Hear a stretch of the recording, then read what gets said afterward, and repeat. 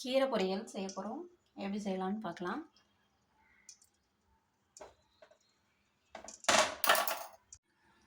எண்ணெய் காஞ்சதும் கடுகு போட்டுக்கலாம். கடுகு பொரிஞ்சதும் வெங்காயம், பூண்டு நசுக்கி வச்சதை போட்டுக்கலாம். இது நல்லா ரோஸ்ட் ஆகட்டும்.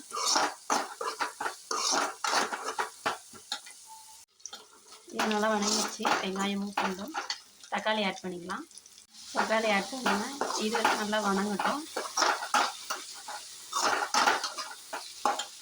வணங்கிட்டு நம்ம அரைக்கீரை கட் பண்ணி வச்சுருக்கோம். அலசி 2 டைம்ஸ் நல்லா அலசிக்கோங்க. அலசிட்டு நல்லா பொடிசாக கட் பண்ணிக்கோங்க.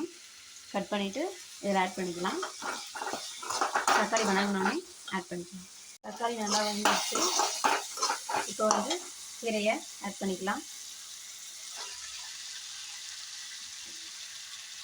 இப்படி நல்லா மிக்ஸ் பண்ணி விட்டுட்டு மூடி போட்டு வேக வைக்க வேணாம். இப்படியே வேகட்டும்.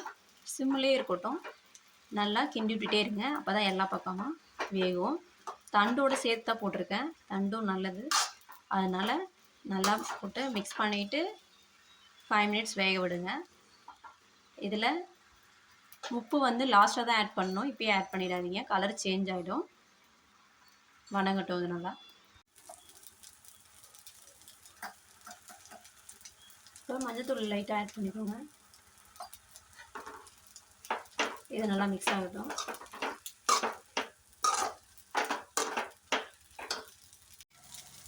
மிளகாத்தூள் கொஞ்சம் ஆட் பண்ணிக்கோங்க. இது சாதத்தில் பிசைஞ்சு சாப்பிடும் நல்லாயிருக்கும். பொரியலாக வச்சு சாப்பிட்டாலும் நல்லாயிருக்கும். அதனால் மிளகாத்தூள் ஆட் பண்ணுறேன். இது நல்லா இப்படி மிக்ஸ் பண்ணி விட்டுருங்க. மிளகாத்தூள் போட்டு இது ஒரு 2 மினிட்ஸ் குக் ஆகட்டும். மூடி போட்டு வேக வைக்கக்கூடாது. ஏன்னா நம்ம உப்பு சேர்க்கலாம். லாஸ்ட்டாக தான் சேர்க்கணும்.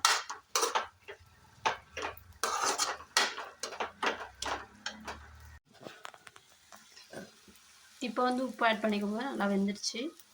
வெந்ததுக்கப்புறம் உப்பு ஆட் பண்ணிக்கோங்க.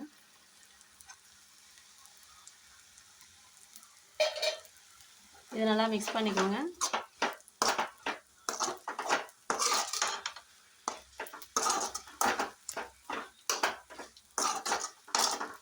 மிக்ஸ் பண்ணிவிட்டு ஆஃப் பண்ணிவிடுங்க.